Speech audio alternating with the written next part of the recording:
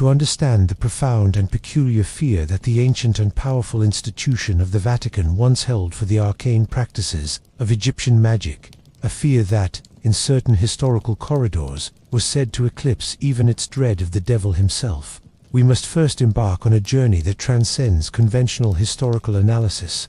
This is not merely a tale of religious rivalry or cultural clash. It is a story that delves into the very bedrock of belief, power, and identity. It is a narrative about the collision of two worlds, each claiming absolute authority over the human soul and the unseen universe, but doing so from fundamentally incompatible foundations. The Vatican's apprehension was not born of a simple superstitious whim. It was a calculated, deeply theological, and politically astute response to a perceived threat that struck at the core of the Church's worldview.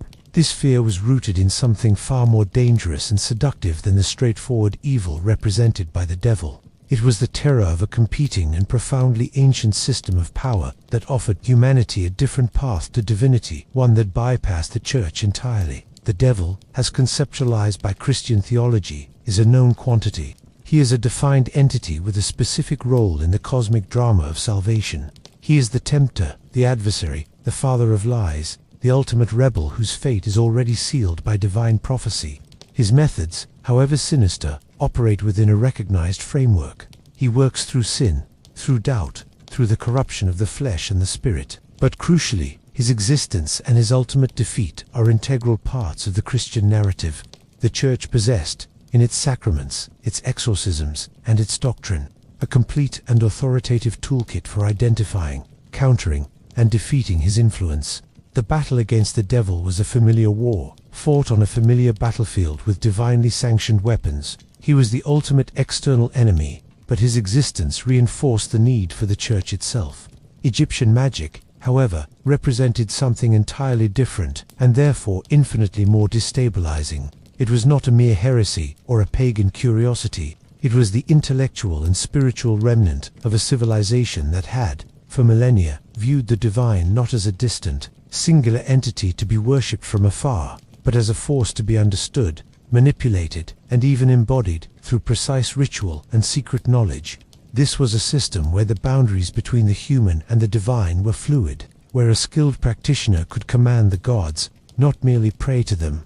This concept of agency was anathema to the core Christian principle of submission to the will of a single, omnipotent God. Egyptian magic suggested that salvation, or rather, apotheosis, becoming a god, could be achieved through one's own knowledge and effort, a notion that directly challenged the Christian doctrine of grace, redemption through Christ, and the unique mediating role of the Church. Furthermore, the origins of this knowledge posed a deep and embarrassing problem for the early Church Fathers and the medieval scholars who followed. The wisdom of Egypt was not some obscure tribal folklore. It was legendary. Figures like Hermes Trismegistus, the thrice great sage, believed to be a contemporary of Moses, if not older, were revered not just as magicians, but as fountains of primal philosophy and natural science. The Church, in its formative centuries, was engaged in a constant struggle to reconcile its new faith with the esteemed intellectual heritage of the classical world, which itself drew heavily from Egyptian and Eastern sources. To dismiss Egyptian thought entirely was to risk appearing barbaric and ignorant. To engage with it was to risk being seduced by its power. This created a deep-seated anxiety, a sense that this was not just foreign superstition, but a rival theology of immense prestige and antiquity. The physicality of Egyptian magic also contributed to its potent threat.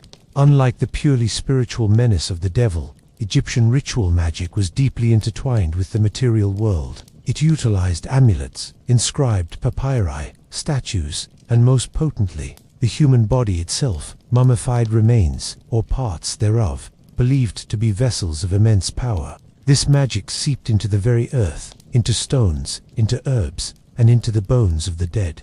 It was a tangible, exportable commodity in the bustling trade routes of the ancient and medieval worlds, and later in the private collections of Renaissance nobles. These artifacts traveled from the sands of Egypt to the heart of Europe. A mummy's hand could be secreted into a cardinal's palace. A spell from a papyrus could be translated and practiced in a monastery's shadowy scriptorium.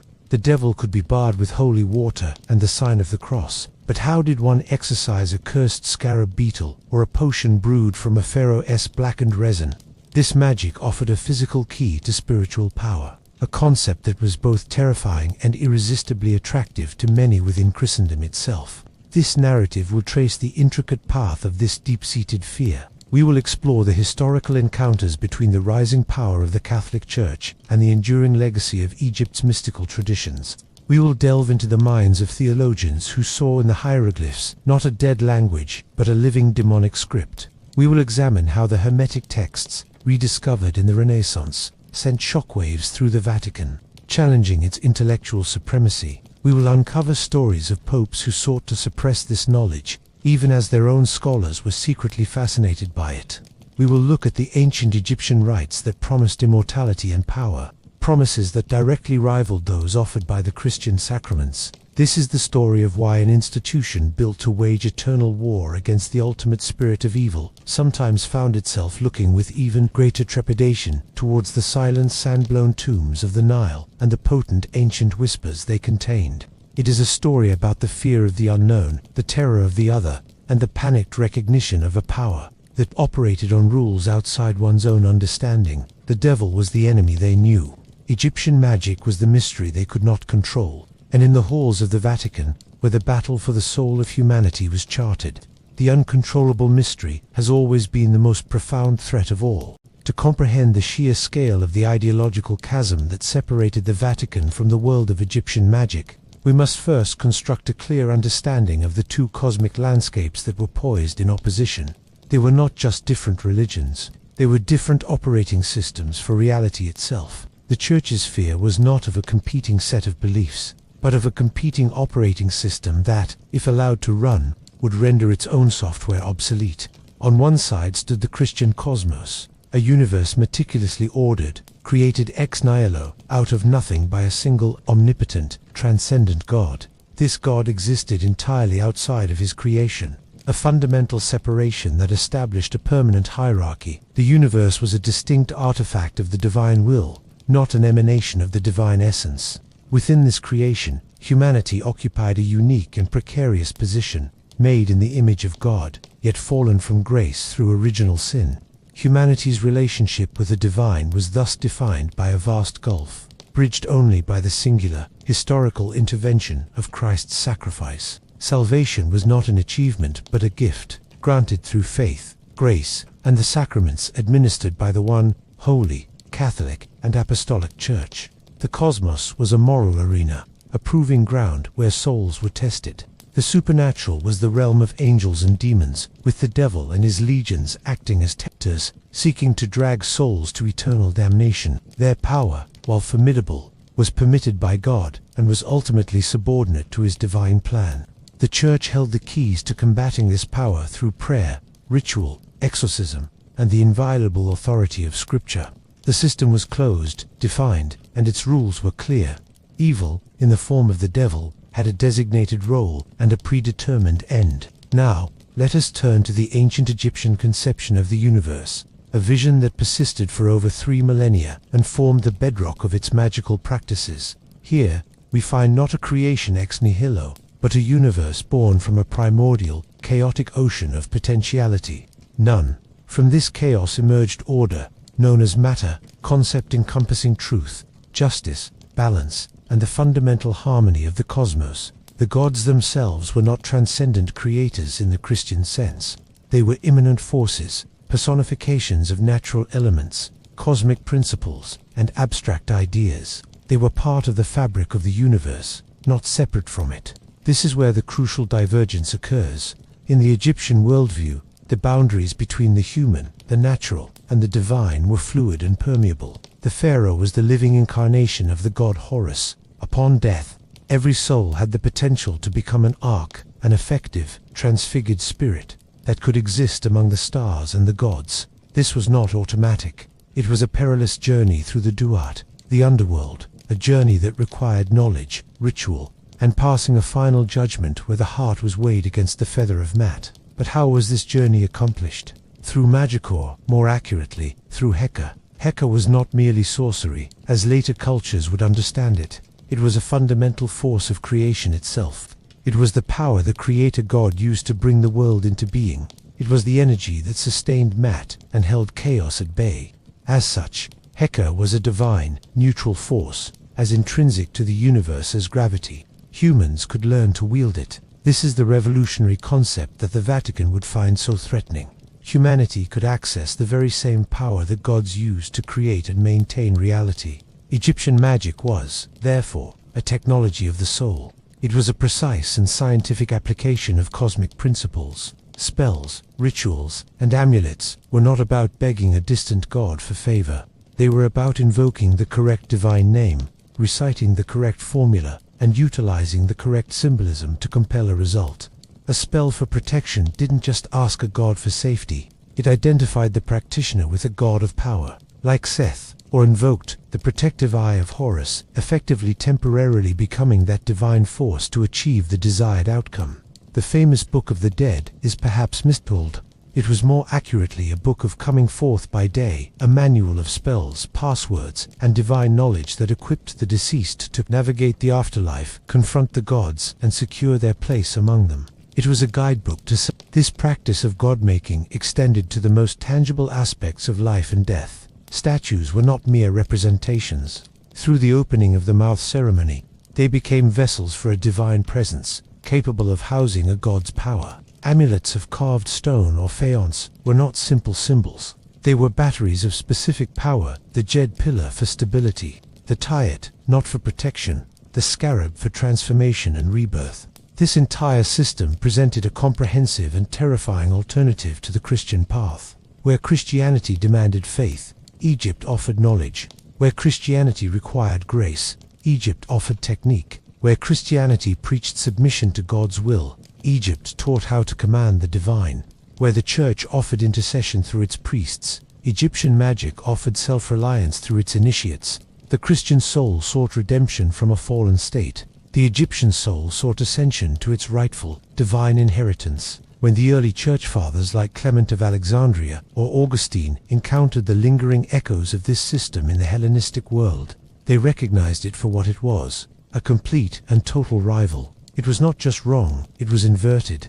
It took the proper relationship between creator and creature and turned it on its head. It promised what the Church reserved only for saints and martyrs: direct communion with, and even transformation into, the divine, but it offered it through a system of learned secrets rather than through moral purity and divine favor. To the Vatican, this was the ultimate heresy. It was the serpent's promise in the Garden of Eden all over again. There shall be as gods. And in the sands of Egypt, it appeared that humanity had, for thousands of years, been actively and successfully pursuing that very goal. The devil tempted one to sin and fall away from God. Egyptian magic tempted one to bypass God entirely. The former was a rebellion, the latter was a coup. And for an institution built on being the sole gateway to the divine, the prospect of a coup was infinitely more frightening. The nascent Christian church did not emerge into a vacuum. It spread through the complex, multicultural crucible of the Roman Empire, a world where the philosophical traditions of Greece, the legal and administrative might of Rome, and the ancient, mysterious religions of the East, particularly Egypt, intermingled and clashed. To secure its own identity and survival, the early church had to define itself against this world, and in doing so, it identified its most potent adversaries.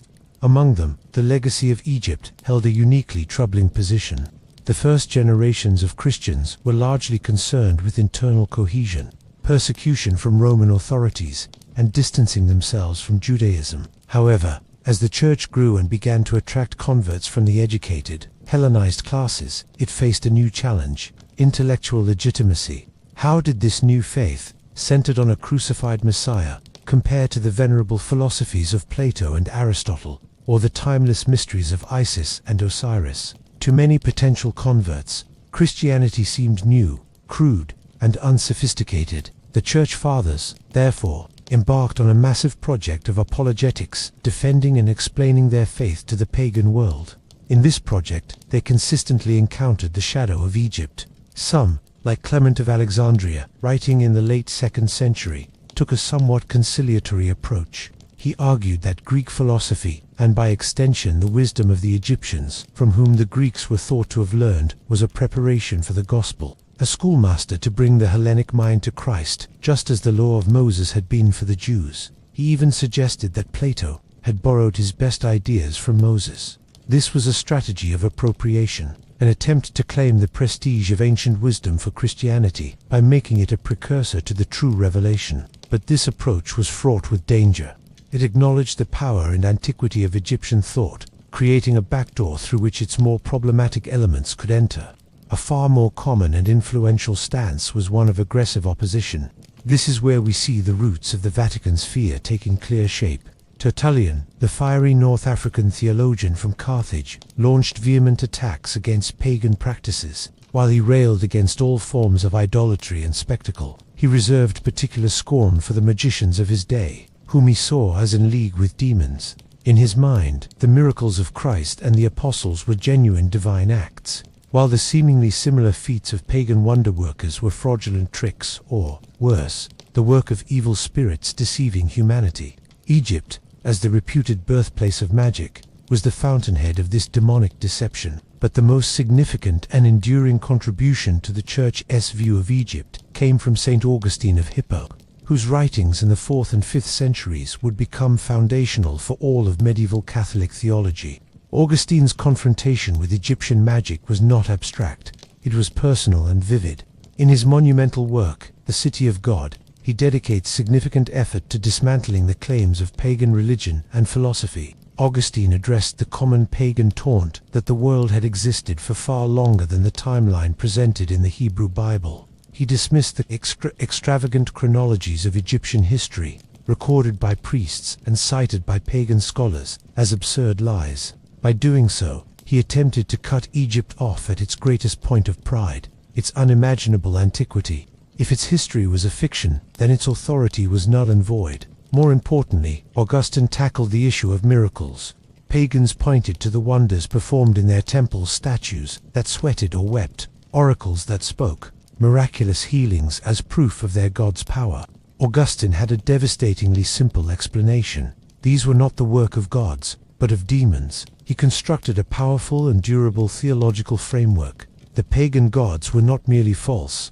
They were evil spirits, demons, who masqueraded as deities to lead souls away from the worship of the one true God. They granted powers and performed wonders to ensnare the proud and the curious. This framework was directly applied to Egyptian magic, the seemingly powerful rites, the spells that appeared to command the elements, the necromancy that summoned spirits. All of it was, in Augustine's view, a demonic contract.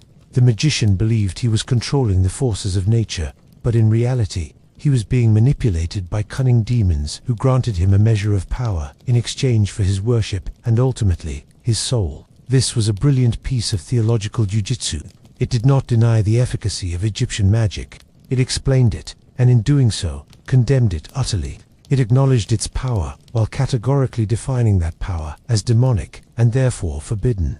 This Augustinian diagnosis created a permanent lens through which the Vatican would view all occult practices. For over a millennium, it meant that any engagement with Egyptian magical knowledge was not just foolish or superstitious. It was an act of trafficking with the enemies of God. The fear was no longer just that Egyptian magic was wrong. It was that it worked, but through a diabolical agency. This made it infinitely more seductive and dangerous than simple fraud. Furthermore, the Church had to compete directly with the enduring popularity of Egyptian deities in the Roman world. The cult of Isis, in particular, was one of Christianity's most successful rivals. It was a mystery religion offering personal salvation, a loving mother goddess, and elaborate, emotionally powerful rituals. It spread throughout the empire, from the ports of Alexandria to the northern frontiers of Britain. The Church's eventual victory over such cults required not just suppression, but also the absorption of their appealing elements. The figure of the Virgin Mary, for instance, with her qualities of mercy and intercession, can be seen in part as a Christian response to the powerful draw of the mother goddess Isis. By the time the Roman Empire in the West collapsed and the Church began its slow ascent to become the dominant institution of medieval Europe, its stance was set. Egypt was not just a pagan nation. It was the archetypal source of a dangerous, demonic counter-theology. Its magic was a perversion of true power, a sinister mimicry of divine grace that offered shortcuts to power at the ultimate cost of damnation. The devil was the general of the opposition, but Egyptian magic was his arsenal, his playbook, his most ancient and effective strategy for corrupting humanity. The battlefield was drawn, and the war for the soul of Europe would now be fought not only against obvious evil, but against the whispered secrets from the sands of the Nile. The foundations of fear were firmly laid, waiting for the centuries to come when this ancient threat would once again rise to haunt the corridors of power in Rome. As the vast, centralized authority of Rome fractured and gave way to the patchwork kingdoms of medieval Europe, the Catholic Church emerged as the sole unifying institution, the guardian of literacy, law, and learning. In this new world, the memory of Egypt did not vanish. It was transformed, distilled into a potent symbolic essence within the Christian imagination. The Egypt of the pharaohs receded into a mythical, biblical, and demonological past, becoming a land of shadows and cautionary tales. It was during this millennium that the Vatican sphere of Egyptian magic evolved from a theological argument into a deeply embedded cultural and psychological reality, woven into the very fabric of medieval thought. For the medieval scholar, accessing knowledge of the ancient world was a fraught endeavor. Their understanding was filtered through two primary sources: the approved writings of the Church Fathers, like Augustine, and the fragments of classical learning preserved in monastic libraries. Through these lenses, Egypt was simultaneously revered and reviled. It was the land of Moses' miracles, the site of the Lord's triumph over the stubborn pharaoh, a symbol of worldly power, humbled by divine will. But it was also the land of the golden calf, of idolatry, and of the wise men who opposed Moses' Jannes and Jambres figures, who in medieval tradition became the archetypal, pagan magicians, their power explicitly derived from the devil. This bifurcated view created a deep intellectual tension. The wisdom of Egypt was acknowledged as profound, but its source was considered tainted. This tension is perfectly captured in the medieval treatment of the most famous legendary Egyptian sage, Hermes Trismegistus. The name itself, thrice greatest Hermes, was a Hellenistic fusion of the Egyptian god of wisdom, Thoth, and the Greek messenger god, Hermes. A body of texts known as the Hermetica, written in Greek between the 1st and 3rd centuries AD, but believed to be of immense antiquity, circulated in fragments. These texts presented a blend of philosophical theology, astrology, alchemy, and mystical teachings about the nature of God, the cosmos, and the human soul.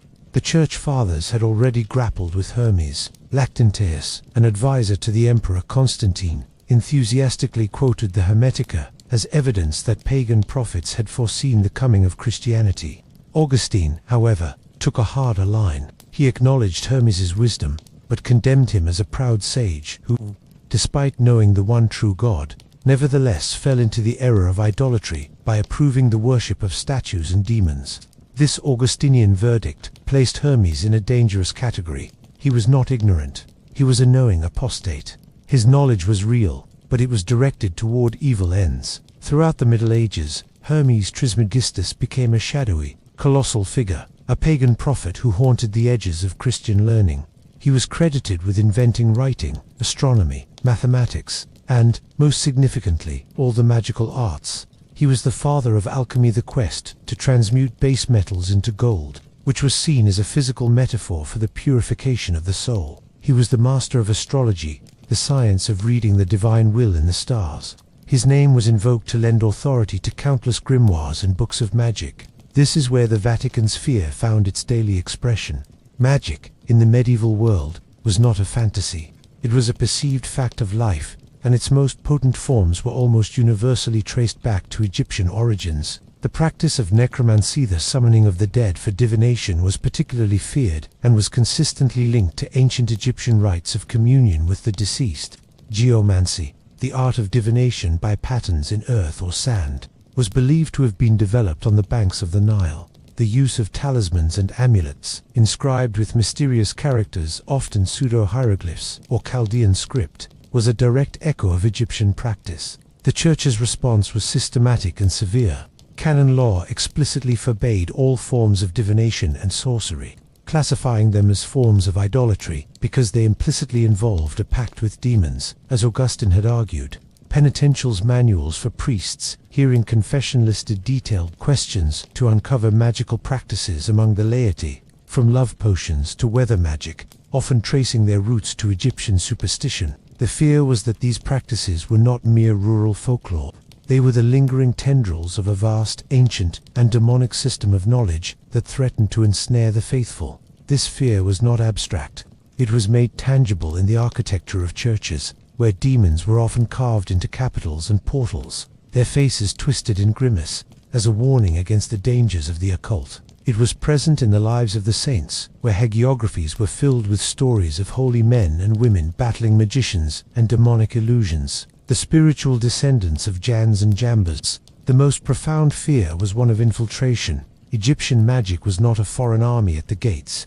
It was a subtle poison that could seep into the heart of Christendom itself. A monk, tempted by the promise of hidden knowledge, might secretly study a forbidden text attributed to Hermes. A nobleman, seeking power or healing, might consult a learned astrologer who used hermetic principles. Even within the church, the line between orthodox piety and heterodox practice could blur. The veneration of relics, the use of holy water, and the chanting of liturgies had a perceived efficacy that was, to the anxious mind, uncomfortably close to the ritual efficacy of magic.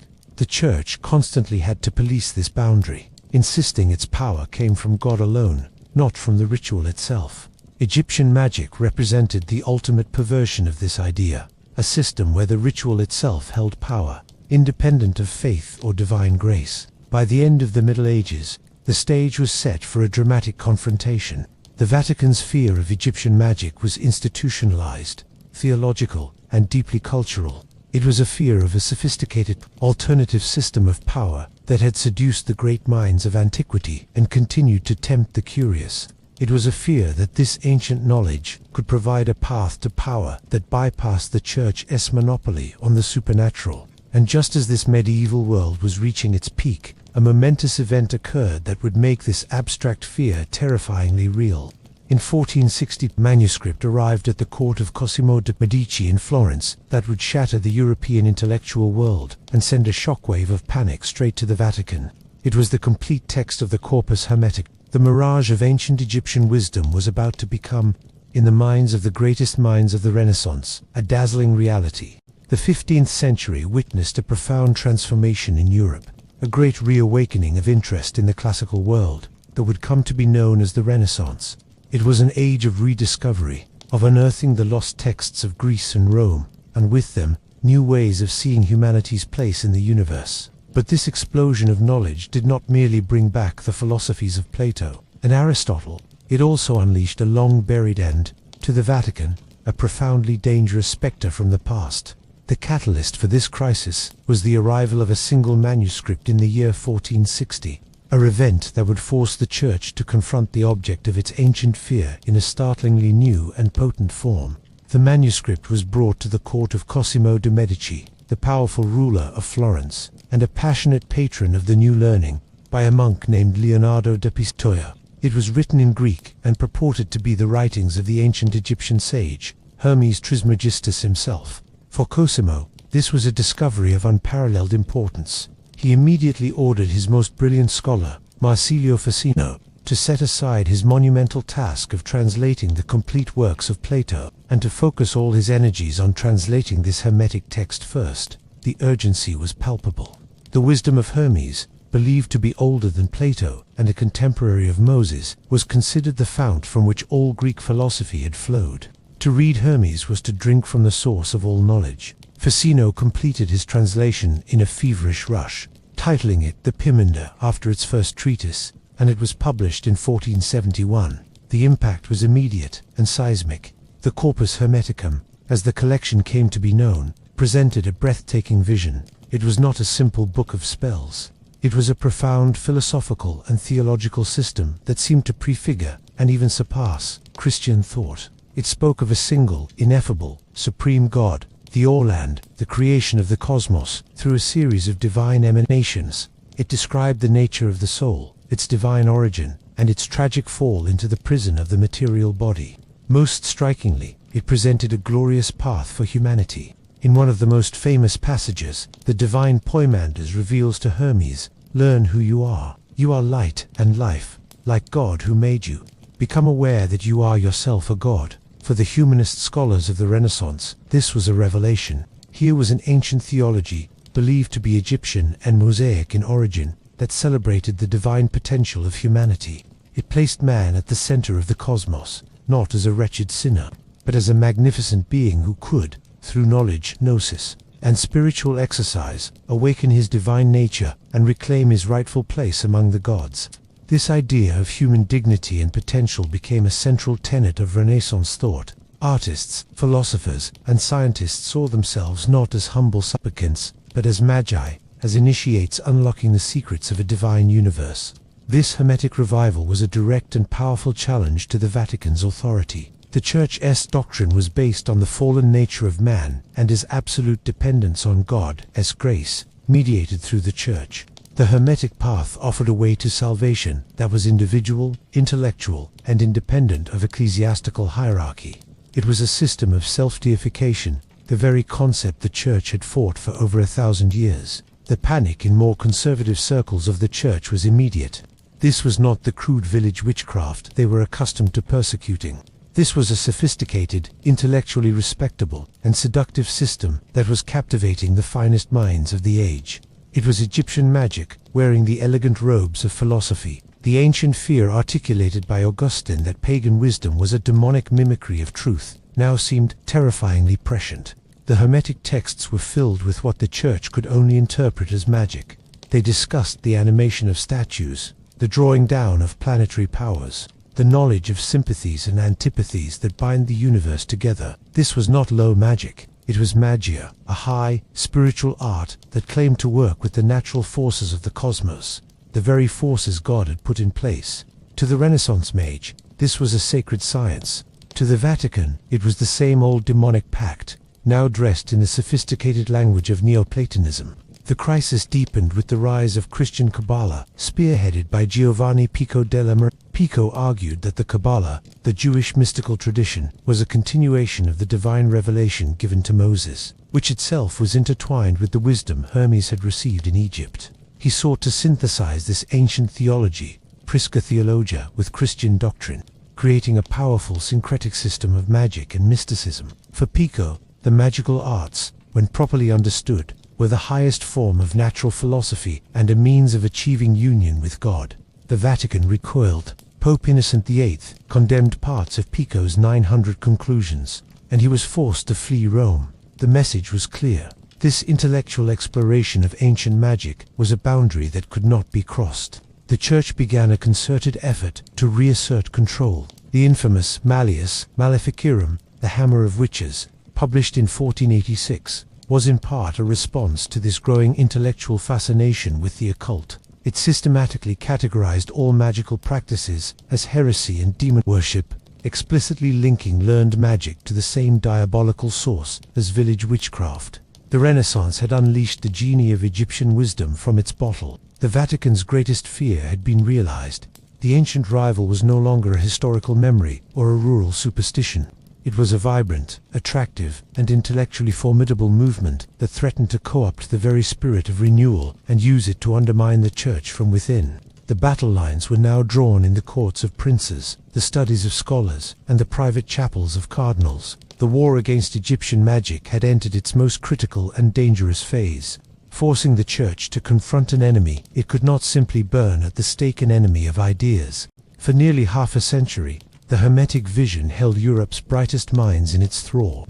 The idea of a pristine, ancient Egyptian wisdom, that was the mother of all philosophy and a pious companion to Christianity, was an intoxicating narrative. It offered a glorious past and a luminous future, all accessible through the rediscovery of lost knowledge. This golden age of Hermeticism, however, was built on a foundation of chronological error. The inevitable correction of this error would not diminish the Vatican's fear of Egyptian magic. It would transform it, twisting it into a new and even more sinister shape. The catalyst for this intellectual earthquake was a French Protestant scholar named Isaac Casaubon in 1614, as part of a meticulous and devastating critique of the Catholic Church's historical claims. Casaubon turned his formidable philological skills to the Corpus Hermeticum. His analysis was simple, brilliant, and utterly destructive. By examining the language, the philosophical concepts, and the literary references within the texts, Kazabong proved conclusively that they were not the work of a sage who lived at the dawn of time, contemporary with Moses. Instead, they were composed in Greek, showed clear influences of Platonic, Stoic, and even Christian thought, and could be dated with certainty to the first few centuries after Christ. Casaubon's revelation was a bombshell. The entire edifice of the Prisca Theologita, ancient theology, crumbled. Hermes Trismegistus was not a primordial Egyptian prophet, but a Hellenistic construct, a product of the same syncretic cosmopolitan era that had given birth to Christianity itself. The wisdom of Egypt was not the pure divine source, but a contemporary, and in some ways a competitor, to early Christianity. The immediate effect was to discredit Hermeticism as a historical authority. The intellectual fervor surrounding it among scholars cooled considerably. It could no longer be cited as an independent witness to pre-Christian monotheism. But this demotion from a divine patriarch to a mere Hellenistic mystic did not make Egyptian magic any less dangerous in the eyes of the Vatican. In fact, it made it more so. If the Hermetic texts were not divinely inspired, then their power and their compelling philosophy had to have another, far more sinister, source. Casaubon's work provided the perfect evidence for the Church's oldest argument, the Augustinian diagnosis of demonic mimicry. The Vatican's view could now be summarized as follows. We always said these texts were not what they appeared to be. Now a scholar has proven they are forgeries, not of age, but of authority. Their power is real, but it is not divine. It is the power of demons, who, in the early centuries of the Church, inspired these texts to create a pagan rival to the Gospel, a sophisticated trap for the intellectual elite. The fall of Hermes' historical status did not end the fascination with magic. It demonized it further. The focus shifted from the philosophical Hermetica to the more overtly magical and practical texts that had always circulated under the umbrella of Egyptian wisdom. The study of alchemy, astrology, and necromancy continued apace, but now without the protective veneer of pious antiquity. A magician who, a century before, might have seen himself as a follower of the pious Hermes, could now more easily be branded by the Church as a conscious collaborator with demons. This period, the 16th and 17th centuries, was the great age of the witch hunts, and the stereotype of the witch was increasingly infused with imagery that can be traced back to the perception of Egypt. The witch's Sabbat, with its blasphemous inversion of Christian rites, was seen as a direct parallel to the alleged rituals of Egyptian idolaters who worshipped animal-headed gods and engaged in profane mysteries. The pact with the devil, signed in blood, was the modern, vulgarized version of the ancient Egyptian magicians' supposed contract with a demonic force. Furthermore, the physical artifacts of Egypt began to take on a new and more threatening life. The Renaissance fascination with collecting naturalia and mirabilia, natural curiosities and wonders, had filled the cabinets of princes and cardinals with Egyptian antiquities, scarabs, amulets, fragments of papyrus, and even mummies. These were no longer seen merely as curiosities. In the paranoid, demonologically charged atmosphere of the Counter-Reformation, they were potential vessels of active, malignant power. A mummy's hand, ground into powder and used as a medicine, a common practice, known as mumia, was not just superstitious. It was potentially an ingestion of a demonically charged substance. A papyrus fragment with strange markings could be a genuine spell, a literal instruction manual for summoning forces that should never be disturbed. The Vatican's fear became granular, focused on the physical objects that were seeping into Europe from the East. The threat was no longer just in books. It was in the very artifacts that nobles displayed in their homes and that apothecaries sold in their shops. This fear was amplified by the continued publication and circulation of grimoires, books of magic which increasingly claimed Egyptian provenance. Books like the Key of Solomon and later the Lemegeton, the Lesser Key of Solomon, were filled with pseudo-hieroglyphic symbols, circles inscribed with names of power, and instructions for summoning spirits that were often attributed to the wisdom of Egyptian magicians. Whether these texts had any genuine connection to ancient Egypt was irrelevant. They were perceived as Egyptian, and that was enough to mark them as supremely dangerous. The unraveling of the Hermetic myth did not calm the Vatican's fears. It confirmed their deepest suspicions. Egyptian magic was not a noble philosophy gone astray. It was a demonic construct from the very beginning, a deliberate and cunning counterfeit designed to lead humanity away from salvation. The enemy was no longer a mistaken sage from antiquity. It It was a living, intelligent, and malevolent force that used the allure of ancient secrets as its bait. The battle was now not just against an idea, but against a pervasive infection carried on papyrus, in potions, and in the very artifacts that were prized for their beauty and mystery. The Church would now respond with the only tools it believed could counter such a pervasive evil: intensified persecution, stricter censorship, and a renewed campaign to define and destroy this ancient, insidious threat once and for all. The Vatican's response to the perceived threat of Egyptian magic, now intellectually vindicated by Casabong's demolition of Hermes's credibility and culturally amplified by the panic of the witch trials, was not monolithic. It was a multi-front war, fought with the tools of suppression, secrecy, and intellectual code. This was a battle for the control of reality itself, struggled to define what was holy and what was demonic, what was permissible knowledge and what was forbidden heresy. The Church, as the self-appointed guardian of this boundary, engaged in a complex and often contradictory campaign to stamp out the ancient Egyptian influence, while simultaneously being fascinated by it. The most visible weapon in the Vatican's arsenal was outright suppression. The Roman Inquisition, established in 1542 to combat Protestantism, quickly turned its attention to the spread of occult practices. Its mandate was broad: to root out any belief or practice that deviated from orthodox Catholic doctrine. This included witchcraft, astrology, divination, and most especially, learned or high magic, which was now unequivocally linked to the demonic Egyptian tradition. The Inquisition's methods were systematic. They produced detailed manuals for interrogators, instructing them on how to identify and extract confessions of demonic pacts, which were often woven into the practices of folk healers and cunning folk who used charms and spells, with roots stretching back to pre-Christian antiquity. The censorship apparatus was equally formidable. The Index Librorum Prohibitorum, Index of Prohibited Books, first promulgated in 1559, was a constantly updated list of texts Catholics were forbidden to read without special permission. Its pages were filled with the titles of magical grimoires, alchemical treatises, and hermetic texts, books claiming to contain the wisdom of Hermes Trismegistus, the magical secrets of Egypt, or the procedures for summoning spirits were seized and destroyed. Printers who dared to publish such works faced excommunication and severe punishment. The goal was to starve the curiosity of the intellectual elite and the populace alike, cutting off access to the source of the infection. Yet, this campaign of suppression existed alongside a deep and pervasive undercurrent of fascination. Within the very heart of the Vatican and the upper echelons of the Church, there were those who were irresistibly drawn to the very knowledge they publicly condemned. This created a world of profound secrecy and hypocrisy. Powerful cardinals and even popes maintained private libraries filled with prohibited occult texts. They patronized astrologers to cast horoscopes for important decisions, and collected Egyptian antiquities as objects of power and curiosity.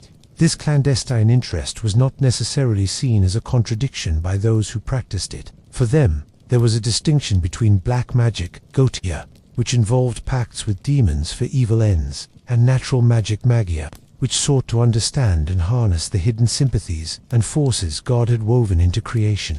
The latter could be framed as a form of pious exploration, a way to appreciate the complexity of the divine handiwork. Egyptian magic, with its intricate correspondences between stars, plants, stones, and parts of the body, represented the most sophisticated system of natural magic imaginable. A learned churchman might convince himself that by studying these texts, he was not trafficking with demons, but deciphering the lost language of God's creation. This duality created an occult underground that operated in the shadows of the Church itself. Knowledge was passed hand to hand in secret, often encrypted or written in cipher. Coded symbols were used in artwork and architecture of Vatican palaces, visible only to those with the eyes to see. The most famous example is the mysterious door of alchemy in the Villa Palambara in Rome, inscribed with hermetic and alchemical symbols, rumored to have been created for an inner circle of occult-inclined intellectuals. This hidden world meant that the Vatican's fear was not just of an external threat, but of a cancer within its own body. The enemy was not only in the remote village or the scholar's study. It could be in the next room, in the robes of a fellow prince of the Church. The Church's strategy also involved a form of intellectual corruption. Unable to ignore the powerful symbolism and allure of Egypt, it began to Christianize it. Obelisks, the most potent symbols of Egyptian solar religion, were not destroyed. They were uprooted from the ruins of imperial Rome and repositioned in the heart of Vatican squares, most famously in St. Peter's Square under Pope Sixtus V, topped with a cross. They were transformed from pagan idols into trophies of Christian triumph, symbols of the Church's power to subjugate and baptize all ancient wisdom. The hieroglyphs covering them were considered mere decorative patterns, their meaning lost and their power neutered by the superior symbol of the cross. This act was a powerful metaphor for the entire struggle. The Vatican could not erase Egypt. Its presence was too physical, its allure too strong, so it sought to dominate it, to claim its monuments while denying their meaning, to own its artifacts while condemning their original use. It was a tense and unstable equilibrium. The obelisk in the square was a symbol of victory, but it was also a constant, silent reminder of the enduring, enigmatic power of the civilization it had been taken from. By the 17th and 18th centuries, the battle was entering a new phase. The Enlightenment was beginning to challenge all forms of religious authority, including the Church's monopoly on the supernatural. Yet, the fear of Egyptian magic did not disappear. It mutated. It flowed out of the halls of the Inquisition and into the secret societies like the Freemasons and the Rosicrucians, who eagerly adopted Hermetic and Egyptian symbolism as a counter to established religion. The Vatican watched this development with horror, seeing in these new fraternities the same old Egyptian heresy, now repackaged for the modern age. The war was far from over. It was simply moving to a new battlefield, where the enemy wore no monk's robes but the aprons and regalia of the lodge. The ancient fear had proven itself to be remarkably adaptable, and the Vatican's vigilance remained, as ever, fixed on the enduring shadow of the Nile. The 18th century, the Age of Enlightenment, presented a profound paradox for the Vatican's ancient struggle. On the surface, this was an era that championed reason, empiricism, and a fierce critique of superstition and religious dogma. Philosophers like Voltaire and Diderot mocked the very foundations of church authority, and scientific discovery began to offer natural explanations for phenomena once attributed to divine or demonic intervention. It would seem that the fear of Egyptian magic, a relic of a more credulous age, would finally wither under the bright, clear light of reason. Yet, the opposite occurred. The Enlightenment did not kill the fascination with Egypt. It transformed it, secularized it, and in doing so, created new channels for its influence that the Vatican found even more difficult to combat. The Church, already reeling from the Protestant Reformation and the rise of scientific materialism, now faced an enemy that used the language of reason and progress to mask what it still perceived as an ancient threat. The demonological framework became less tenable in public discourse. One could not effectively accuse a Parisian philosopher of consorting with demons without being laughed out of the salon. The Inquisition's power waned in much of Europe. This forced a shift in the Vatican's strategy. The battle was no longer fought primarily with accusations of witchcraft, but with intellectual condemnation and a desperate attempt to maintain theological relevance in a changing world. Meanwhile, a new cultural phenomenon was sweeping across Europe: Egyptomania. This was not the scholarly, text-based Hermeticism of the Renaissance, but a popular obsession with the image and style of ancient Egypt, triggered by Napoleon Bonaparte's campaign in Egypt 1798 to 1801. Although a military failure, the expedition was a colossal scientific and cultural success. The resulting description de l'Egypte, a multi-volume publication filled with detailed engravings of temples, tombs, and hieroglyphs, flooded Europe with images of a mysterious, majestic civilization. For the first time, the visual impact of Egypt was direct and overwhelming. This Egyptomania was superficially secular. It was about aesthetics, architecture, and a romantic fascination with the sublime and the exotic. Obelisks and sphinxes became fashionable decorations for gardens and public buildings. This was not magic, it was taste. But from the Vatican's perspective, this was a dangerous dilution. The symbols of a demonic system were being absorbed into the mainstream, stripped of their original theological meaning but retaining their potent, subconscious allure. The power of these symbols was being normalized, making them more acceptable and thus more pervasive. It was a subtler, more insidious form of infiltration than any grimoire. Beneath this popular surface, however, the core of the ancient knowledge was not lost. It was driven underground into the burgeoning world of secret societies. The Freemasons, Rosicrucians, and other esoteric orders that flourished during the Enlightenment became the new guardians of the Hermetic and Egyptian tradition. For these groups, Egypt represented not a demonic force, but a repository of lost rational wisdom. They saw the temples of Egypt not as houses of idolatry, but as ancient universities where initiates learned the secrets of geometry, astronomy, and architecture, the very sciences the Enlightenment held dear. The Masonic Lodge itself was filled with Egyptian symbolism. The Eye of Providence, the pillars, the checkered floral were interpreted through a lens of Egyptian mystery. Figures like the legendary architect Hiram Abiff were often conflated with Hermes Trismegistus. For Masons, the goal was not demonic pact, but personal enlightenment and social progress through the recovery of this ancient, rational wisdom. They sought to build a new Solomon's Temple, a perfect society, using the tools they believed had been forged in the sands of Egypt. To the Vatican, this was the same old heresy in a terrifying new disguise. These societies were organized, international, and composed of the intellectual and political elite. They offered a form of spirituality and fraternity that competed directly with the Church, but they did so using the language of reason and brotherhood, making them immune to traditional accusations of witchcraft. Pope Clement XII recognized this threat clearly, issuing the papal bull In Eminenti in 1738, which condemned Freemasonry and excommunicated any Catholic who joined a Masonic lodge. The bull did not explicitly mention Egypt, but it condemned the societies for their naturalism, their secret oaths, and their indifference to religious difference, all traits the Vatican associated with the relativistic, syncretic poison of the ancient Egyptian system. The Church's fear was that these societies were creating a parallel spiritual authority, a modern Egyptian priesthood that operated outside its control. The Masonic Lodge was a temple where the rituals were performed without a crucifix, where the sacred texts were not the Bible, but constitutions and symbolic diagrams, and where salvation was achieved through self-improvement and knowledge rather than divine grace. It was the Hermetic ideal of self-deification, now institutionalized and dressed in the respectable garb of Enlightenment fraternity. The final blow to the Church's ability to define the narrative came with the decipherment of the Rosetta Stone by Jean-François Champollion in 1822. For centuries, the Vatican had relied on the hieroglyphs being an indecipherable demonic script, their meaning safely lost. Now, they could be read. The actual content of the inscriptions, royal decrees, religious dedications, and historical records was often mundane, but the psychological impact was seismic. Egypt was no longer a silent, symbolic monument. It could speak for itself. The door to understanding its true nature was now open, and the Church no longer held the key. This created a new dilemma for the Vatican. The real Egypt, emerging from the sands, was complex and defied easy categorization. It was neither the demonic caricature of the medieval mind, nor the pristine philosophical utopia of the Renaissance. It was a real, flawed, and fascinating civilization.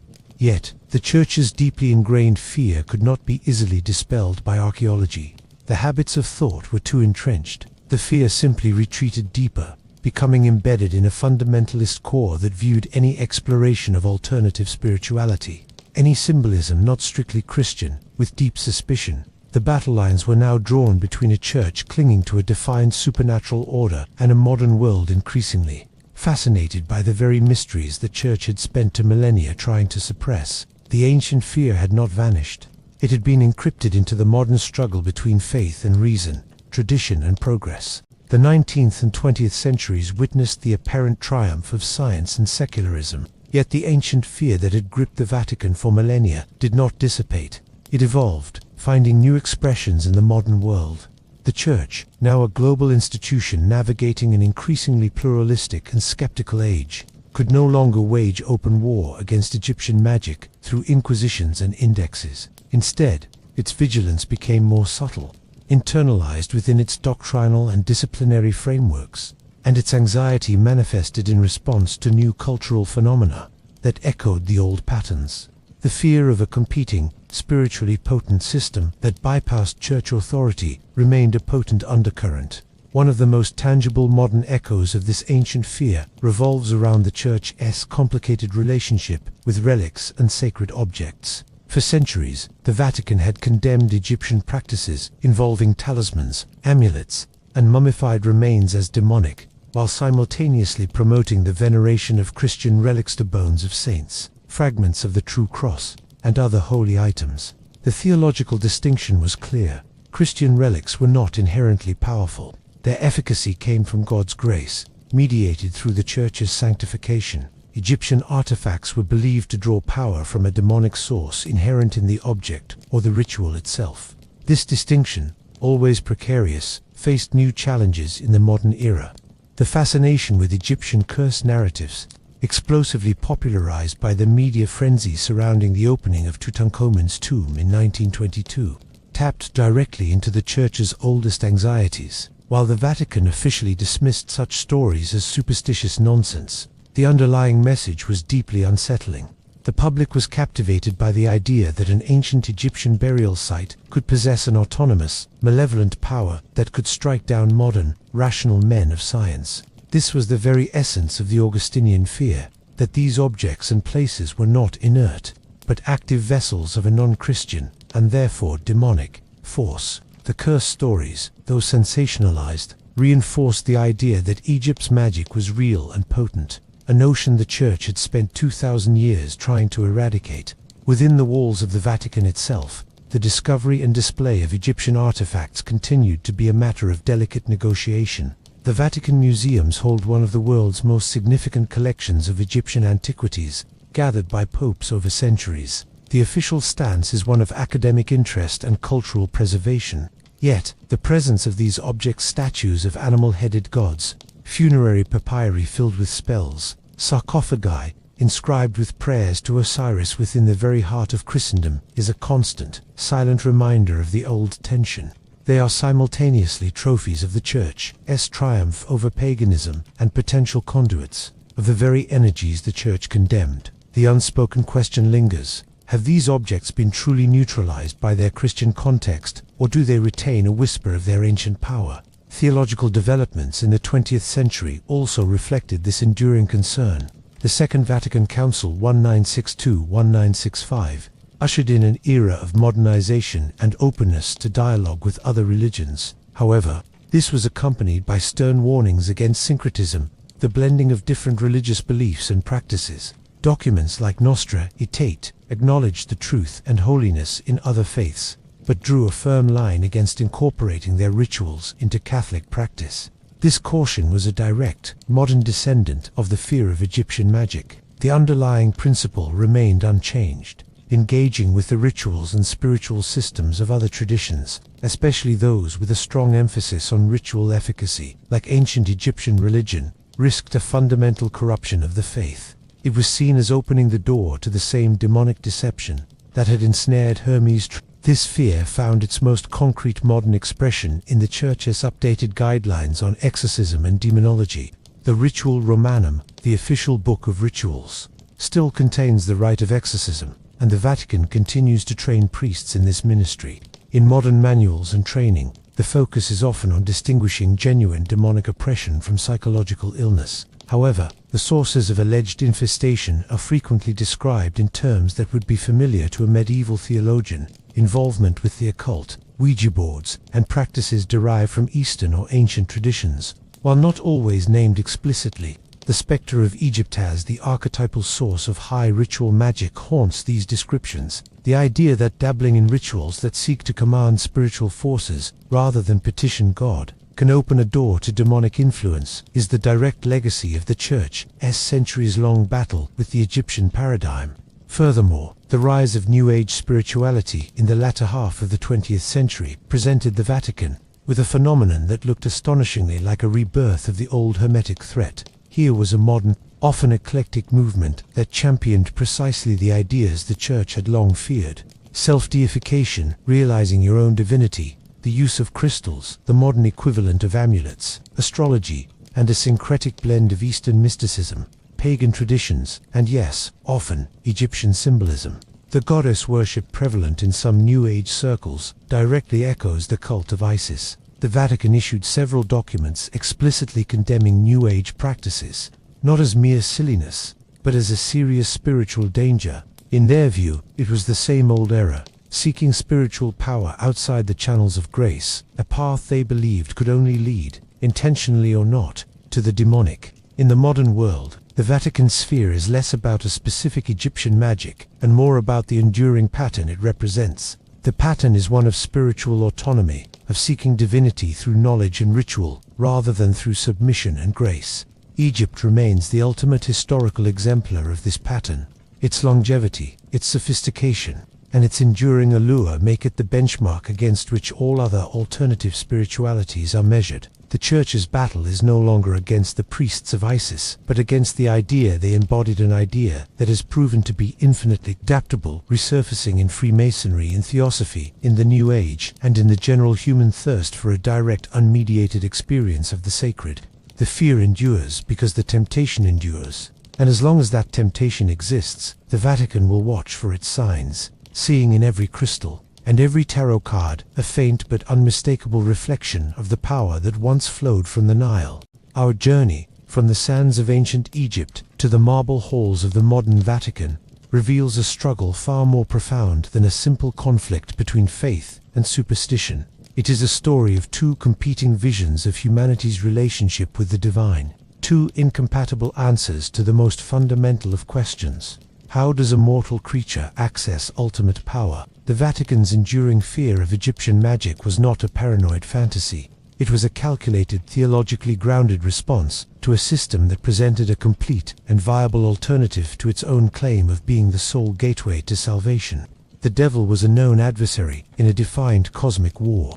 Egyptian magic was the blueprint for an entirely different cosmos. The core of this fear always resided in the concept of agency. Christianity taught that power flowed downward, from a transcendent God, through the mediation of Christ, administered by the Church, and granted as grace to the faithful supplicant. The hierarchy was rigid, the path was narrow, and the authority was centralized. Egyptian magic proposed the inverse. Power was immanent, woven into the fabric of the universe itself, the force of Heka. It could be grasped upward by any human being with the knowledge and will to do so. Through correct ritual, precise utterance, and symbolic action, a person could align themselves with cosmic forces, command the gods, and ultimately achieve divinity themselves. This was not rebellion. It was a usurpation of the very role of the Church. It made every skilled practitioner their own priest, their own savior, their own god. This vision of human potential was, and remains, the most radical and threatening idea any centralized religious authority can face. This explains the Church's relentless, centuries-long campaign to demonize this knowledge. Figures like Augustine provided the essential framework. If Egyptian magic worked, it could not be from God. Therefore, it must be from his adversary. The efficacy of spells and rituals was thus transformed from a testament of a rival theology into evidence of a diabolical trap. This intellectual move allowed the Church to explain away the power of Egyptian practices without denying their appeal, effectively branding them as a sinister counterfeit of true sacrament.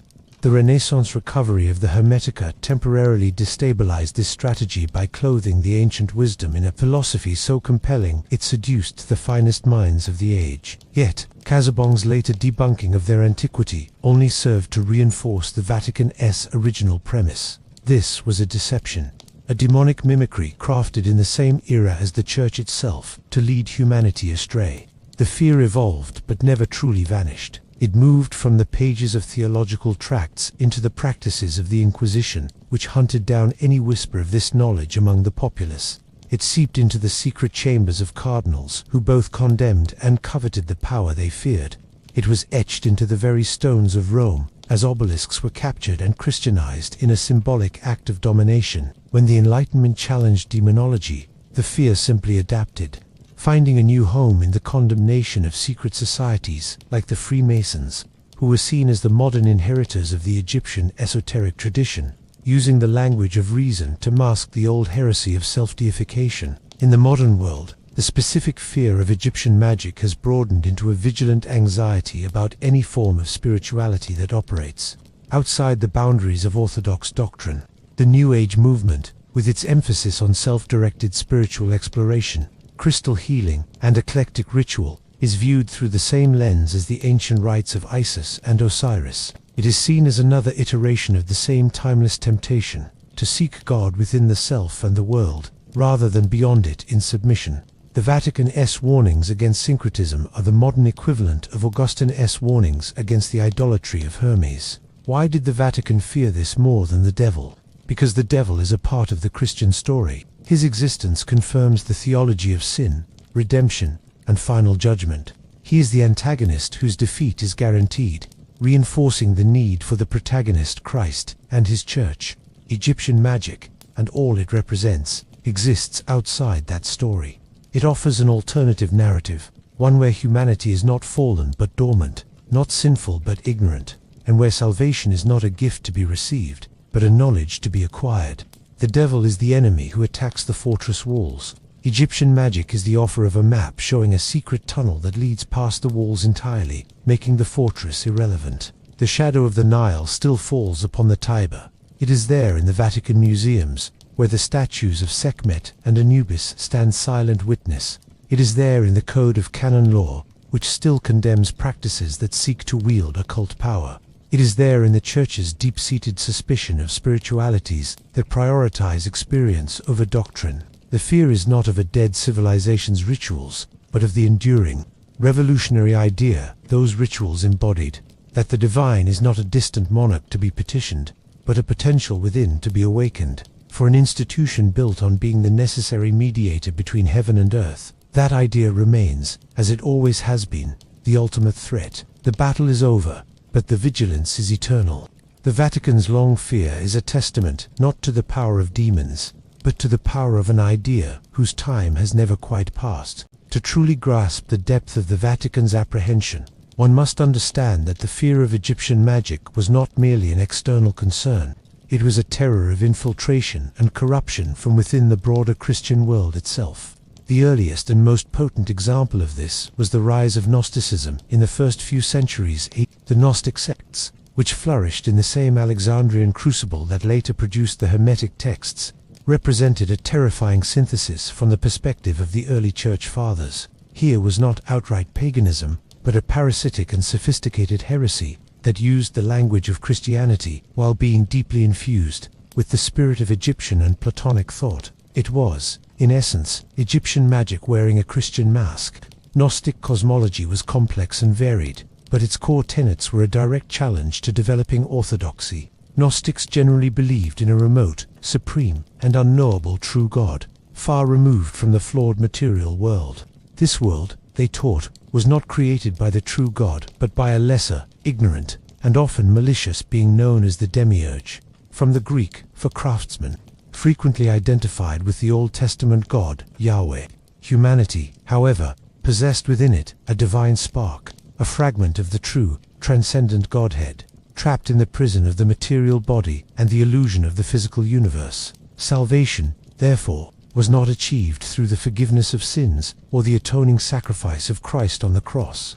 Instead, it was achieved through gnosis, a Greek word meaning knowledge. But this was not intellectual knowledge. It was a profound, intuitive, and revelatory self-knowledge, an awakening to one's own divine origin and true nature. This awakening was facilitated by a revealer figure, often Christ, who was not a flesh-hand-blood savior, but a purely spiritual entity who descended from the pleroma, the fullness of the divine realm, to bring the secret knowledge that would liberate the divine spark within humanity. To the Church Fathers like Irenaeus of Lyons and Tertullian, this was not just error, it was a demonic inversion of the true faith. It replaced faith with esoteric knowledge, the historical incarnation with the spiritual phantom, the loving creator God with a malicious fool, and the universal church with an elite of enlightened initiates. The parallels to the Egyptian worldview were stark and deeply alarming. The Gnostics' divine spark was a direct analogue to the Egyptian concept of the Ok, the effective, deified spirit. The path of gnosis mirrored the Egyptian emphasis on secret knowledge and passwords needed to navigate the afterlife. The rejection of the material world as a prison echoed certain ascetic strands of Egyptian thought that sought to transcend the physical. Irenaeus, in his monumental work against heresies, devoted immense energy to detailing and refuting Gnostic systems.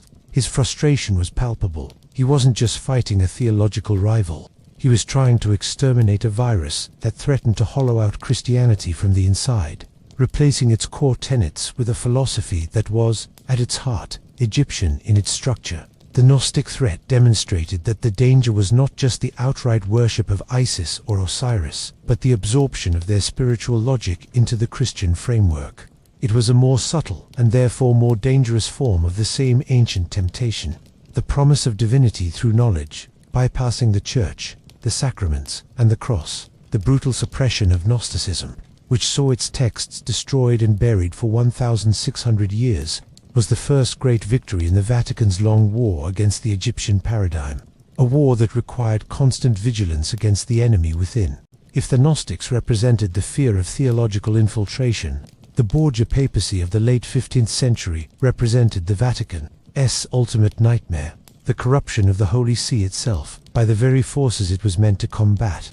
The reign of Rodrigo Borgia, Pope Alexander VI 1492–1503, and his infamous children Cesare and Lucretia, became a byword for Renaissance decadence, nepotism, and political intrigue. But beneath the surface of their ruthless power politics lay a deep and provocative engagement with the Hermetic and astrological ideas flooding in from the rediscovery of ancient texts. For the Vatican's more conservative elements, the Borgias were not just corrupt.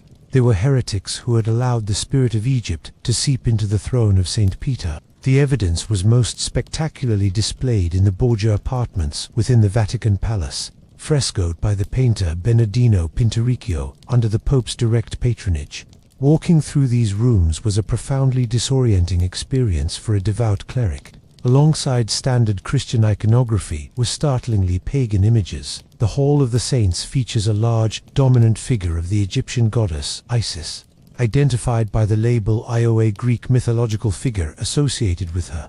Overseeing the story of the bull Apis, in the Hall of the Liberal Arts, the Egyptian god Thoth, the inventor of writing and magic, is depicted in a form easily recognizable to scholars as Hermes Trismegistus. The ceilings are adorned with astrological symbols and mythological figures. This was not merely decorative whimsy, it was a bold ideological statement. Alexander VI, a man of immense intellect and ambition, was deeply influenced by the Renaissance fascination with the Prisca theologia. He and his court intellectuals likely saw in Hermes Trismegistus not a demonic figure, but a venerable pagan prophet who had foreseen the coming of Christianity. The incorporation of this imagery was a way to project a new vision of papal power, universal, cosmic, and founded on all wisdom, both Christian and pre-Christian. It was an attempt to position the Pope not just as the head of the Church, but as the Supreme Pontifex Maximus, a title borrowed from Roman emperors, the master of all knowledge, sacred and profane. Furthermore, the Borgias were deeply invested in astrology. It is recorded that the Pope delayed the ceremony for the blessing of the Holy Door at the beginning of the Jubilee year of 1500 until a specific astrologically auspicious moment. His son, Cesare Borgia, used astrological talismans and was rumored to consult magicians. To their supporters, this was enlightened Renaissance rule. To their enemies, both within the Church and outside it, like the fiery reformer Girolamo Savonarola, it was an unconscionable embrace of demonic practices. Savonarola railed against the papal court as a den of idolatry and sorcery. The Borgia papacy demonstrated the seductive power of the Hermetic Egyptian ideal. It showed how easily it could appeal to the highest levels of the Church, offering a vision of power that was cosmic, intellectual, and unconstrained by traditional piety. The subsequent blackening of the Borgia name was, in part, a deliberate effort by their successors to purge this stain from the papacy's memory. It served as a permanent cautionary tale within the Vatican. The thirst for knowledge and power could lead even the Pope into the embrace of the ancient enemy. The fear was no longer abstract. It had sat on the papal throne, and the memory of that would fuel the Counter-Reformation's intense suspicion of esoteric learning. The Protestant Reformation of the 16th century shattered Christendom, and the Catholic Church's response, the Counter-Reformation, was a comprehensive project of internal renewal and external defense. While its public face was the Council of Trent, which reaffirmed Catholic doctrine, a crucial, less publicized aspect of this movement was a concerted effort to purify Catholic practice from any residue of superstition and magica, clear and direct response to the perceived infiltration of ideas like those flirted with by the Borgias. The Church had always distinguished between religion and superstition, but the Counter-Reformation sharpened this distinction to a razor's edge. Theologians like Martin Del Rio and Jean Bodin penned massive, detailed treatises on demonology that systematically categorized and condemned all forms of magic. The Malleus Maleficarum, though predating the Reformation, saw its influence peak during this period. These works relentlessly pushed the Augustinian argument. Any ritual that claimed to produce effects through its own inherent power, rather than through the intercession of God, was ipso facto demonic. This included everything from village charming to learned astrology and alchemy. This was a targeted strike at the heart of the Egyptian paradigm. The Church was reasserting that its rituals, the Mass, the sacraments, exorcism, were effective only because God had instituted them and granted them His grace. Their efficacy was ex opere operato, by the work worked, meaning from the power of God Himself acting through the rite. In contrast, an Egyptian spell or a hermetic ritual claimed efficacy ex opere operantis, from the work of the worker, meaning from the power of the ritual itself and the skill of the magician. This, to the Counter-Reformation mind, was the essence of idolatry and the demonic pact. The magician, in trying to command spiritual forces, was inevitably commanding demons. This theological precision was enforced with brutal efficiency by the Roman Inquisition, established in 1542. Its manuals for interrogators provided intricate questionnaires designed to uncover any magical practices, no matter how small. Was a healing charm used? Was a love potion purchased? Was the future sought through divination? All were seen as entry points for the same demonic force. The case of Giordano Bruno, a Dominican friar burned at the stake in 1600, his complex philosophy, which drew heavily on Hermeticism, Egyptian solar religion, and an infinite cosmology, was terrifying to the Inquisition precisely because it was not simple atheism. It was a complete, alternative, and magically charged religious system that threatened to replace Christianity. He was the embodiment of the Hermetic Magus, and his execution was a stark message from the Vatican. The ancient Egyptian heresy would be met with fire. Simultaneously, the Church moved to co-opt and control popular piety. The veneration of relics and saints was strictly regulated to prevent it from devolving into a form of talismanic magic.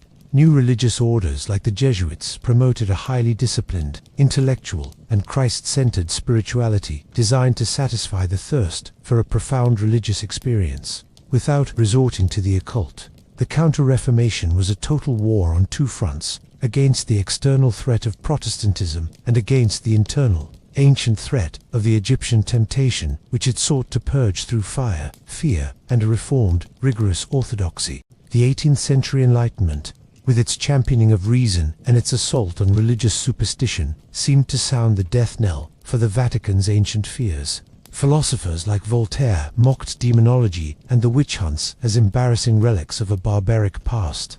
Yet paradoxically, the fascination with Egypt did not disappear.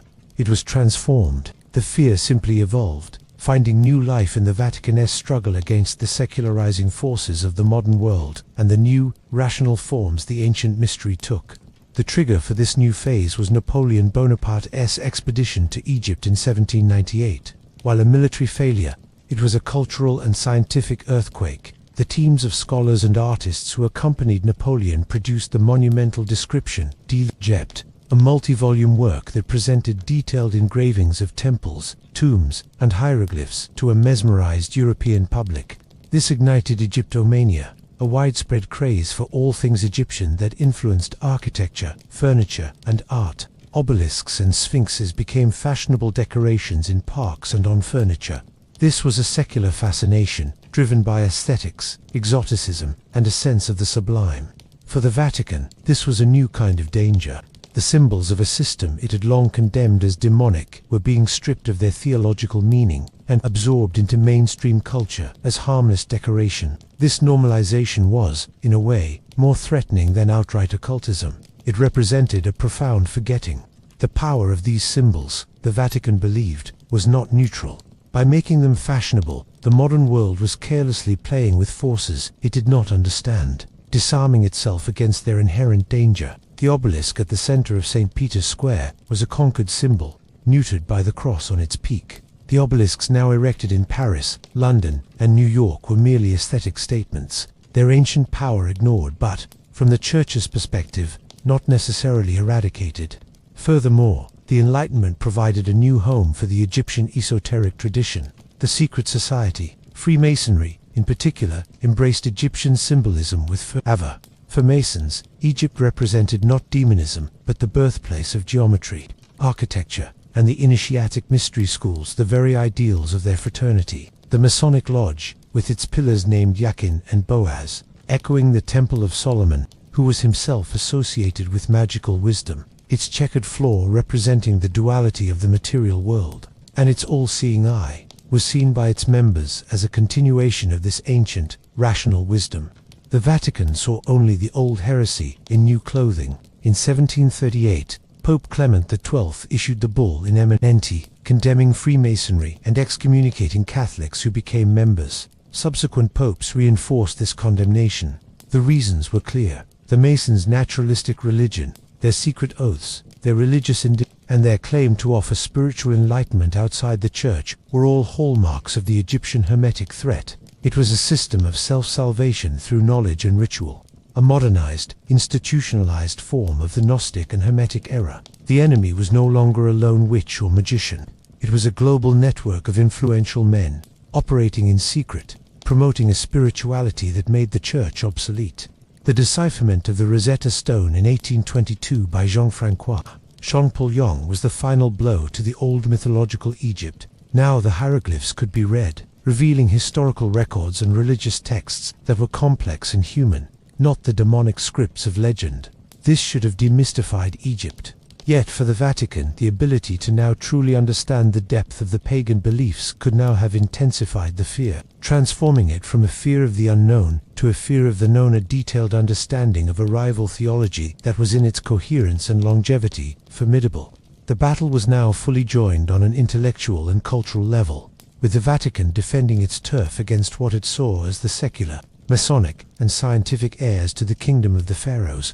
In the 20th and 21st centuries, the specific fear of Egyptian magic has broadened into a persistent, underlying vigilance within the Vatican against any spiritual system that operates outside the boundaries of orthodox doctrine. The forms have changed, but the essential pattern, the offer of spiritual power and knowledge, independent of the Church, remains the same, and the ancient defense mechanisms are still active.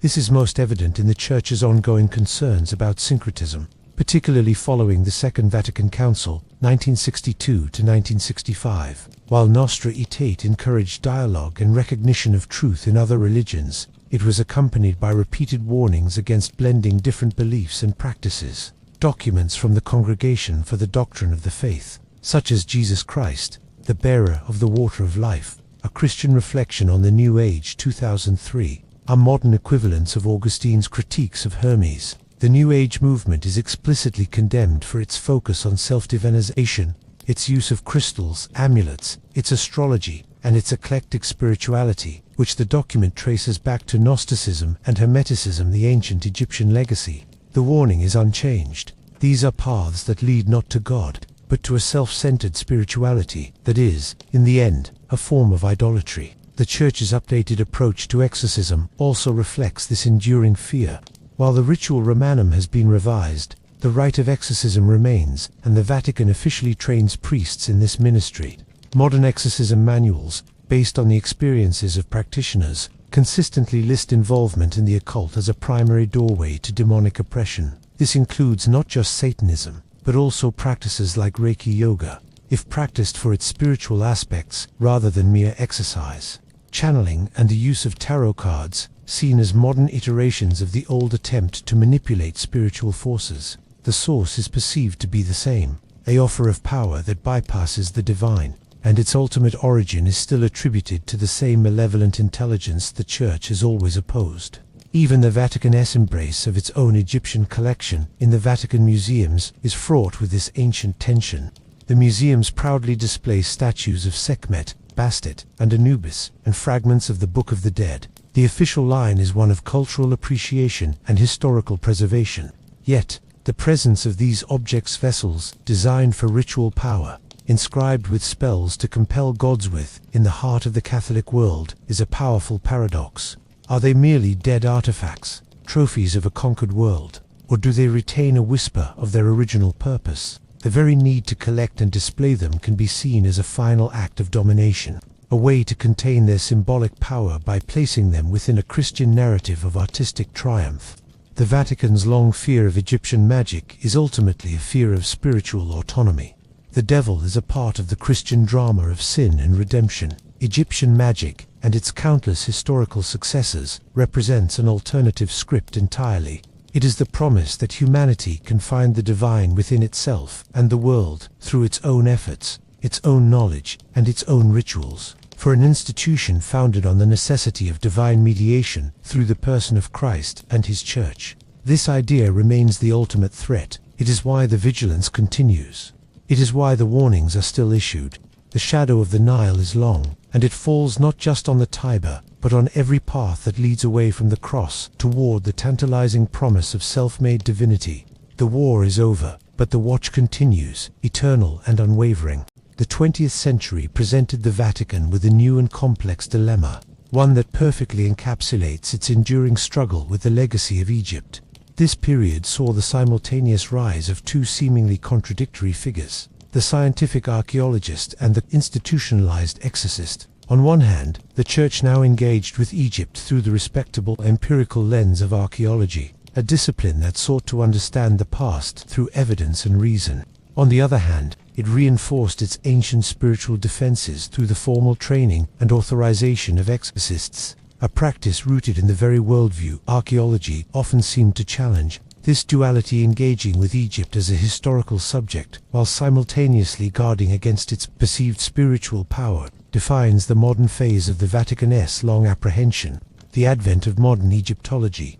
Pioneered by figures like Flinders Petrie and later exemplified by the discovery of Tutankhamun's tomb by Howard Carter in 1922, forced a fundamental shift. The Church could no longer sustain the medieval caricature of Egypt as a land of pure demonism. The meticulous work of archaeologists revealed a complex, sophisticated civilization with a rich theology, profound artistic achievements, and a deep concern for morality and cosmic order. This presented an opportunity for the Vatican to reframe its relationship with Egypt from one of outright opposition to one of nuanced, if cautious, engagement. The establishment of the Pontifical Academy of Archaeology in 1810, and its promotion by later popes, provided a platform for this new approach. Scholars associated with the Vatican could now study Egyptian artifacts not as objects of fear, but as cultural and historical treasures, evidence of humanity's enduring search for the divine. This was a strategic move, to understand the enemy through science, to demystify it through knowledge, and to thereby disarm it. However, the public and media frenzy surrounding the curse of the pharaohs that erupted after the death of Lord Carnarvon and others associated with Tutankhamun's tomb demonstrated that the ancient fears were far from dead. While the Vatican remained officially silent on such superstitions, the widespread popularity of the cursed narrative was deeply significant. It proved that the underlying perception of Egypt as a source of active, autonomous, and malevolent power still held a powerful grip on the modern imagination. For every Vatican archaeologist carefully cataloguing a Shabti figure, there were millions who saw in the same objects a potential for supernatural danger. This public sentiment resonated with the Church's oldest teachings, creating an unofficial, populist alliance between traditional Catholic demonology and modern sensationalism. The Vatican's exorcists, as we shall see, would have taken the curse far more seriously than its academics. This brings us to the second figure, the modern exorcist. In 1999, the Vatican issued a revised ritual, Ramanim, and while it simplified the rite of exorcism, it unequivocally reaffirmed its reality and necessity. Pope John Paul II and his successor, Benedict XVI, were strong proponents of the ministry of exorcism, and the Vatican began offering official courses and training for priests appointed to this role by their bishops. Leading figures like Father Gabriel Amorth, the former chief exorcist of Rome, who claimed to have performed tens of thousands of exorcisms, became prominent voices. For these trained exorcists, the ancient fear of Egyptian magic is not a historical curiosity. It is a present and active reality in their daily work. In their published writings and manuals, they consistently identify dabbling in the occult as a primary cause of demonic infestation and oppression. And within the category of the occult, practices and objects linked to ancient Egypt hold a particularly notorious place. Father Amrath himself frequently stated that objects brought from Egypt, especially those taken from tombs, could become conduits for demonic activity. He argued that these items were not merely souvenirs. They were often consecrated to pagan deities through ancient rites, and could therefore become doors or anchors for evil spirits. This creates a fascinating and tense internal dynamic within the modern Church. The Vatican's Egyptologist might handle a Ushapti figure with gloves, concerned with its provenance, dating, and iconography. The Vatican's exorcist would handle the same object with holy water, concerned with the spiritual residue it might carry and the potential need for a rite of purification. This is not a contradiction to them, but rather to different levels of engagement with the same phenomenon, one on a historical material plane, the other on a spiritual plane.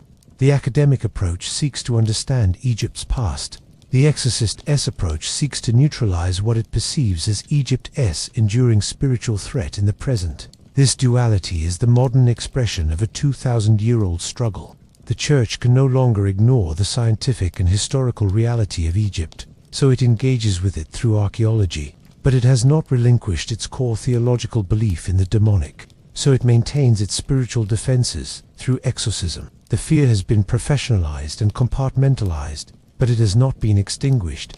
The archaeologist and the exorcist, though they might move in different circles, are both employed in the Vatican.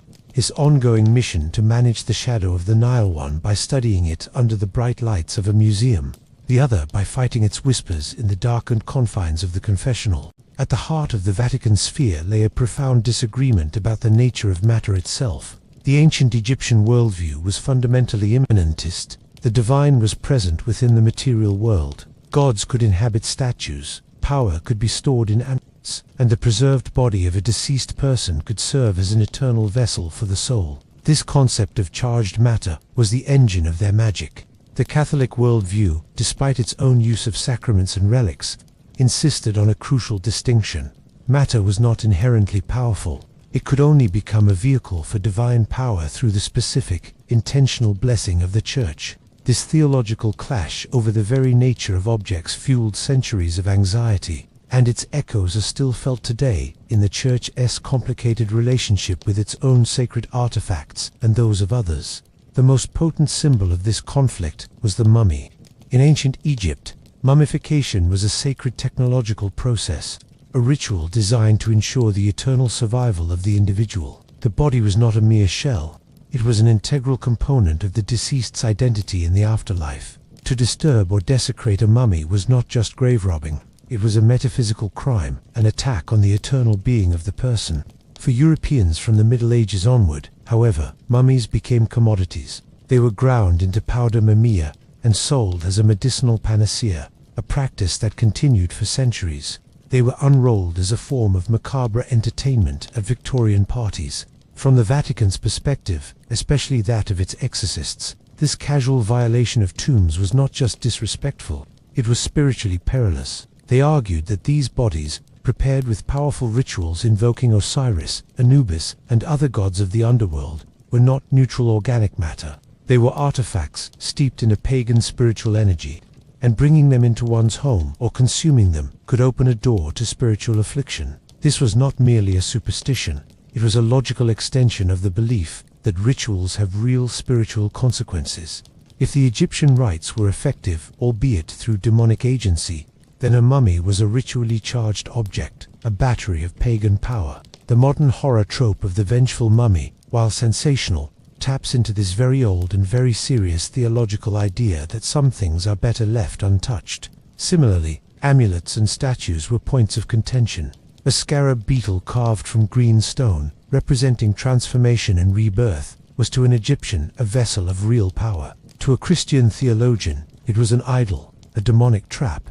But the Church itself had a vast tradition of sacramentals, holy water, blessed medals, scapulars, and relics. The distinction the Church fiercely maintained was that the power of a sacramental came solely from the prayer of blessing and the faith of the user, acting through the grace of God.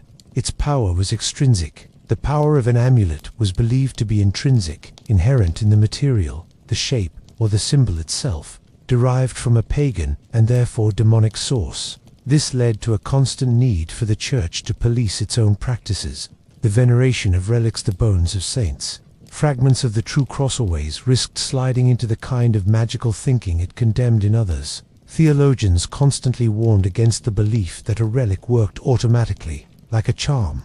Its efficacy was always dependent on faith in God's will.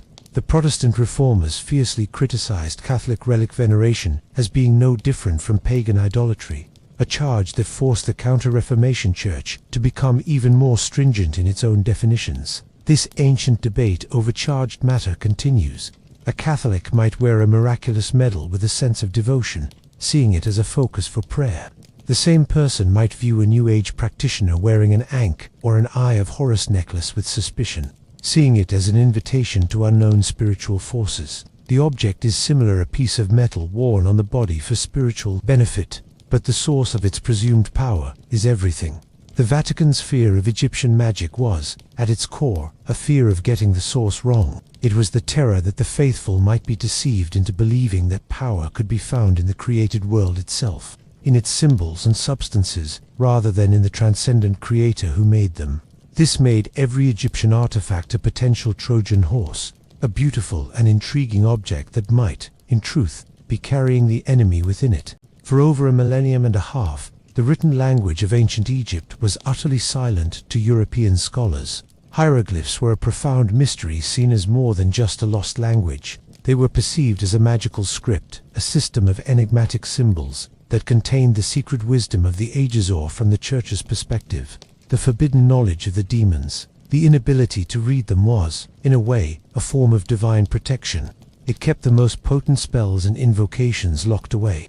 The battle to decipher them, therefore, was not merely an academic pursuit. It was a spiritual event with profound implications for the Vatican's long-standing fears. The medieval and Renaissance view of hieroglyphs was shaped by late antique Greek texts that misinterpreted them as purely symbolic, ideographic writing. According to this belief, the Egyptians did not write phonetically, but expressed complex philosophical concepts through individual symbols. A vulture represented spirit, a bee represented kingship, and so on. This idea was popularized by the Hermetic texts themselves and by scholars like Horapollar. For Renaissance magi like Giordano Bruno, this made hieroglyphs the perfect primal language of nature, divine code that, if cracked, would unlock the secrets of the universe. This confirmed the Church's worst suspicions. The script was not a means of communication but a tool of magic, a system designed to conceal powerful truths from the uninitiated. This perception fed directly into the demonological tradition. If hieroglyphs were a magical code, then who was its ultimate author? Augustine's framework provided the answer: demons. The intricate symbols were seen as a demonic counterpart to the divine clarity of God's S-word in Scripture. The Word of God brought light and salvation. The enigmatic signs of Egypt concealed dark and dangerous secrets. This belief was so entrenched that even when Athanasius Kircher, a 17th-century Jesuit scholar and polymath, attempted the first serious European study of hieroglyphs, he did so through this flawed lens. His massive, multi-volume works, while wildly inaccurate, were predicated on the idea that the symbols held profound, mystical and theological meaning, a hidden universal doctrine. Kircher, a man of the Church, was trying to Christianize the hieroglyphs, to reclaim them for God, but he was still operating within the paradigm that they were a magical, not a linguistic, system. The decipherment of the Rosetta Stone by Jean-François Champollion in 1822 was therefore a theological earthquake as much as an academic one. By demonstrating that hieroglyphs were a complex combination of phonetic, logographic, and determinative signs, a real language, not a mystical code, Champollion effectively secularized them. He showed that they were used for mundane royal decrees, as on the Rosetta Stone, for historical records, and for shopping lists, as well as for religious texts. The magic drained away under the bright light of philological science. For the Vatican, this was a moment of both victory and new anxiety. The victory was that the terrifying, demonic script was revealed to be ordinary, a human language like any other. The great mystery was solved, and the perceived threat of the symbols themselves was largely neutralized. Egypt could now be studied as history, not feared as an active source of occult power. However, a new anxiety emerged. Now the actual content of Egyptian religious texts could be read and understood. Scholars could now translate the pyramid texts, the coffin texts, and the Book of the Dead with increasing accuracy. This revealed the depth, sophistication, and profound beauty of Egyptian theology's hopes for the afterlife. Its moral framework, the weighing of the heart against the feather of Mat, and its complex pantheon. This was no longer a caricature of demon worship. It was a fully realized, compelling, and ancient rival to Christianity. The fear shifted from the power of the symbols to the power of the ideas they conveyed. The Church now had to contend with the fact that a magnificent and deeply spiritual civilization had flourished. For thousands of years, entirely outside of God's covenant with Abraham, the silent demonic script had been vanquished, only to be replaced by the eloquent voice of a lost world, a voice that continues to challenge and fascinate, forcing a constant re-evaluation of humanity's spiritual history.